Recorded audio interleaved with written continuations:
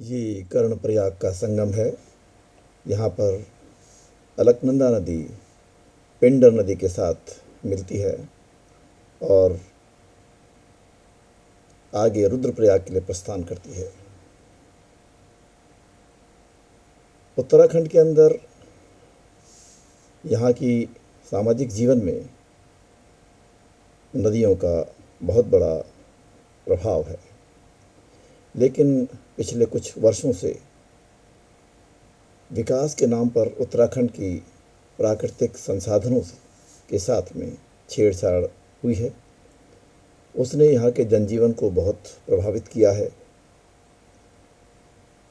सामाजिक कार्यकर्ता श्री जितेंद्र कुमार कर्णप्रयाग में बहुत समय से काम कर रहे हैं।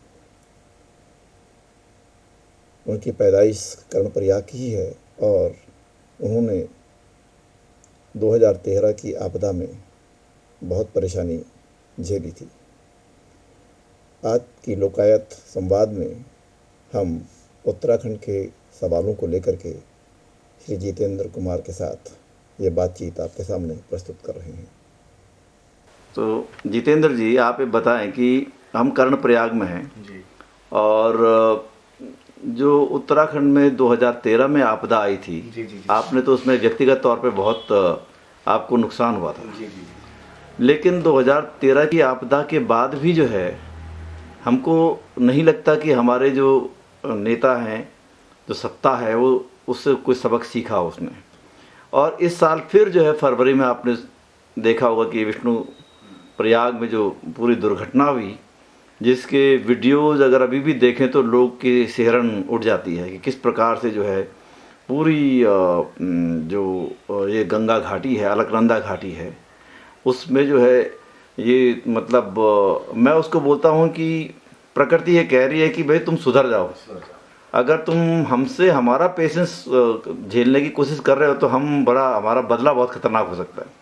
आप तो यहाँ रहते हैं, पूरे इस क्षेत्र को देख रहे हैं कि यहाँ क्या हो रहा है, तो आप हमें बताएं कि इस अलकनंदा की घाटी में, और ये तो पिंडर का साथ यहाँ पर बहुत अच्छा इसका संगम भी है, ये क्या खतरे आप देख रहे हैं, क्या कर रहे हैं हम लोग जो कर रहे हैं? देखो साहब, एक तो जो है सरकार कह रही है कि विकास होना चाहिए और विकास के साथ विनाश को नहीं देख रही है, बिल्कुल अनदेखा कर रही है।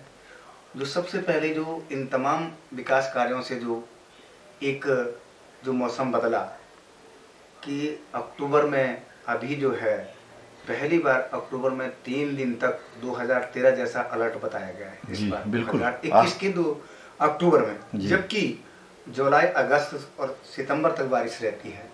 लेकिन अक्टूबर में जब अलर्ट बताना, तो मतलब कुल मिलाकर के हमारी जो रोडें कट रही हैं और अंधाधुंध जो कटान हो रहा है, और उसके जो वृक्षों के कटान से जो यहाँ का वातावरण जो बिगड़ रहा है, उसका द्योतक है। और हम एक दिन उत्तराखंड में गांव के लोगों को अपने प्राकृतिक जल स्रोत के खतरे से जूझना पड़ेगा।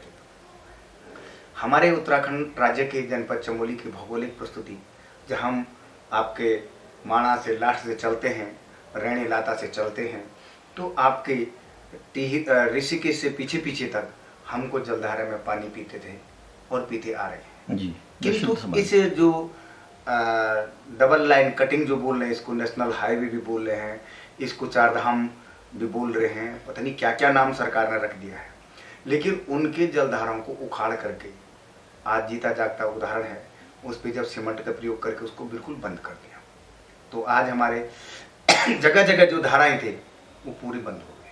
आने वाले 2-3 सालों में जब हम यहाँ से देहरादून के लिए चलेंगे, तो बाजार से, दुकानों से पानी की बोतल खरीदेंगे, जिसके पास पैसा होगा वो खरीदेगा, जिसके पास पैसा होगा वो वैसे रहेगा। अब पानी की बोतल का पानी तो इतना शुद्ध नहीं हो सकता जितना हमको भी अलकनंदा का पानी दिखाई देता है। का पानी पीते थे, जितना हम प्राकृतिक जल स्रोतों का पानी पीते थे, वो बिल्कुल भी नहीं है। एक और सरकार कह रही है कि हम जो है नमामि गंगे के नाम पर तमाम घाट बनाए, जो लगातार नदी किनारे बनाए गए, शमशान घाट इलेक्ट्रिक बनाए गए, लेकिन वो भी इस बरसात के में जो है, जो जुलाई से लेकर के अक्टूबर तक की बरसात के लिए वो पूरी धराशायी हो। नदी किनारे गदेरों को बंद करने का प्रयास किया गया कि ये पानी जाएगा, एक धो करके जाएगा, लेकिन वो भी आपदा की भेंट चढ़ चुके हैं। मुझे ये लगता है कि जो अभी लातारणी में जो क्लाइमेट चेंज हुआ और विष्णुघाट जल विद्युत परियोजना को इतना बड़ा नुकसान हुआ और साफ ही हो गई परियोजना, तो कंपनी को जो नुकसान होना था वो, लेकिन उसमें जो जनहानि हुई जी उसको आज तक भरपाई पूरी नहीं कर सकते। क्योंकि जिस गदेरे में हम लोग निवास करते थे, हमारी घसेरियाँ जाती थी, वहाँ जो है टनल बना करके वहाँ का वातावरण जब बिगड़ा तो ऊपर ग्लेशियर फटा। वैज्ञानिकों ने कहा ग्लेशियर फटा, समाज सेवियों ने कहा कि ये आपदा आई, लेकिन देखने को मिला कि तमाम पर्यावरणविद जगह जगह हैं, किंतु किसी ने एक शब्द ये नहीं कहा कि हो क्यों रहा। मैं एक सवाल आपसे पूछना चाह रहा हूँ, बहुत बड़ी बात आपने कही कि मैं इस सवाल को जानना चाह रहा हूँ कि उत्तराखंड में गंगा के नाम पे बहुत सारे पर्यावरण पैदा हुए जी, और बहुत सारे लोग ऐसे आए जिन्होंने कभी काम नहीं किया गंगा पे, वो विशेषज्ञ थे, लेकिन वो गंगा को मतलब माता और पता नहीं क्या क्या बोल के भूख हड़ताल पे धरने पे रहे। उत्तराखंड की जनता के पास वो कभी नहीं गए और शायद भगवान और गंगा को जो है पूरा जो ब्राह्मणवादी पूरा परिप्रेक्ष्य है उसी में डाल देते। गंगा हमारी जो है संस्कृति है, तो इसको पंडितों ने तो बनाया नहीं है, ये तो पहले से ही चली आ रही है। तो लोग ये कहते हैं कि साहब अग्रवाल साहब की डेथ हो गई तो पहाड़ के लोग खड़े नहीं हुए उनके साथ में।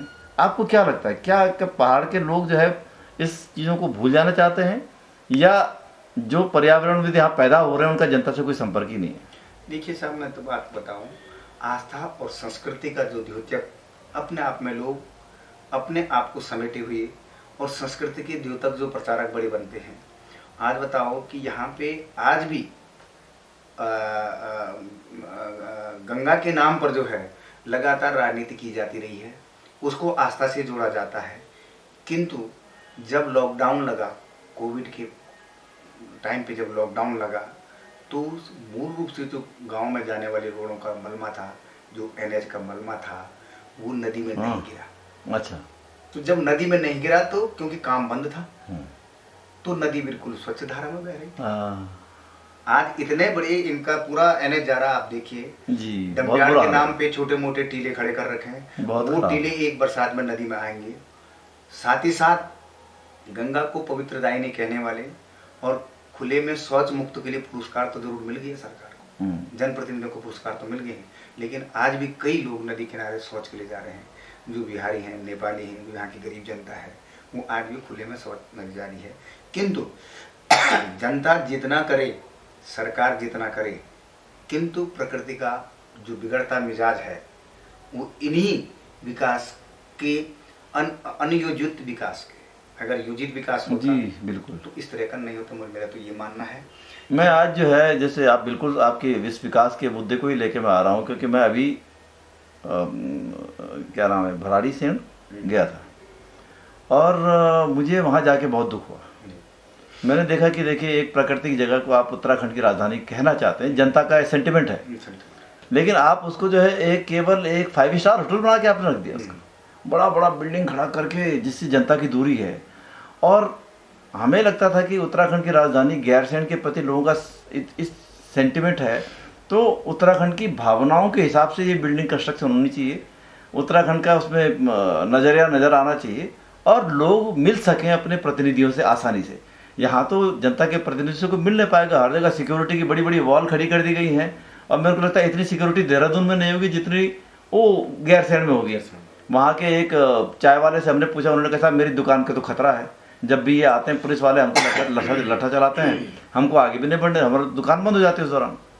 देखो, ये जो मैं सबसे पहले यही कह रहा था कि उत्तराखंड की जनभावनाओं का जो हमारा उत्तराखंड राज्य बना कि हम अपने जनप्रतिनिधि से अपने को मिल पाएंगे, अपनी बात को रख पाएंगे, लेकिन इसके ठीक उलट फिर हो रहा है। आंदोलन पे तमाम पाबंदियाँ लग रही है, आंदोलन होने से रोके जा रहे हैं, जबकि इस उत्तराखंड राज्य का आंदोलन से ही उद्भव हुआ है। बिल्कुल बिल्कुल। तो ये लगा कि पहाड़ी शैली में, आपने देखा होगा विधानसभा भवन पहाड़ी शैली में बनना चाहिए, बिल्कुल। कहीं अगर दिखता है तो आप बताइए हमारे। मतलब आपने सीमेंट का स्ट्रक्चर खड़ा कर दिया, इतना बड़ा 5 स्टार होटल लग रहा था। तो ये चीज़ें तमाम हैं, लेकिन और कितना पहाड़ काट दिया उसको, लेकिन अब वो दिन दूर नहीं है कि जब आम जनता इसके लिए निश्चित रूप से पुनः एक बड़े आंदोलन के रूप में जनता खड़ी होगी, ऐसा मेरा मानना है। लेकिन अगर इसके बावजूद भी अभी जैसे तमाम रेलवे की बात की जा रही है, लोग आ रहे हैं, लेकिन आज देखो तमाम विस्फोट के माध्यम से सुरंग खोदी जा रही है उसका बेसमेंट क्या होना चाहिए, कैसा होना चाहिए, इस पर कोई ध्यान तो नहीं। उत्तराखंड तो इतना लोग चिपको आंदोलन चला, चिपको आंदोलन की जो प्रणेता थी गौरा देवी यहाँ से निकली, दुनिया को उन्होंने एक संदेश दिया। आदिवासी महिला ने जो है वो पहाड़ बचाने की लड़ाई संघर्ष किया। आज कहाँ है, मतलब चमोली जनपद में बहुत सारे लोग हैं, लेकिन हमें कोई आवाज़ सुनाई नहीं दे रही है कि जो बोल सके कि भाई ये विकास नहीं विनाश है।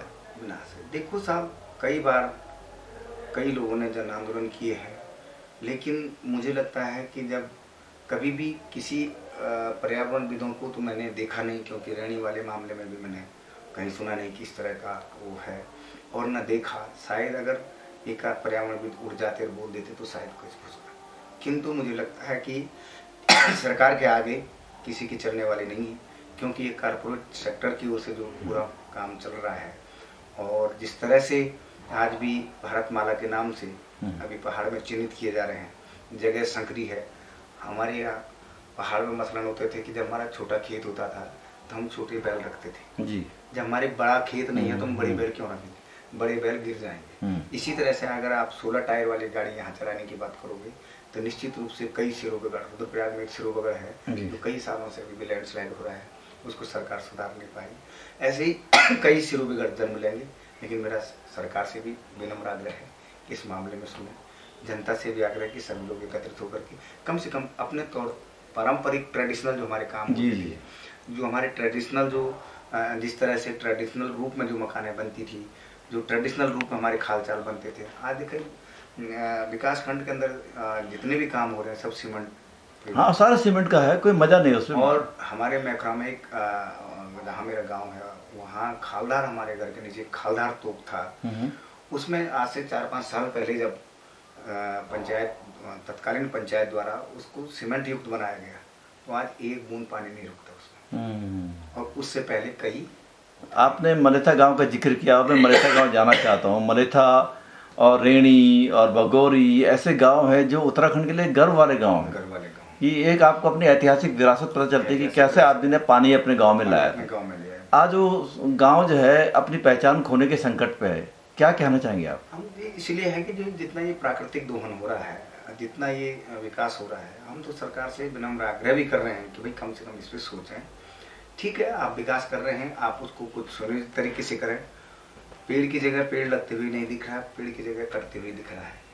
उसके बाद अगर पेड़ जिस क्षेत्र का पेड़ कट रहा है उस क्षेत्र की अगर विश्वास में लाना है तो उस क्षेत्र के महिला संगठन, उस क्षेत्र के जनप्रतिनिधियों को विश्वास में लेकर के फंडिंग रिसोर्स के रूप में भी उस गाँव को दिया जाए, जो कम से कम वो तमाम विभागों को, संबंधित विभाग को जाकर उसका आज तक पता नहीं चलता कहाँ क्या हो रहा है।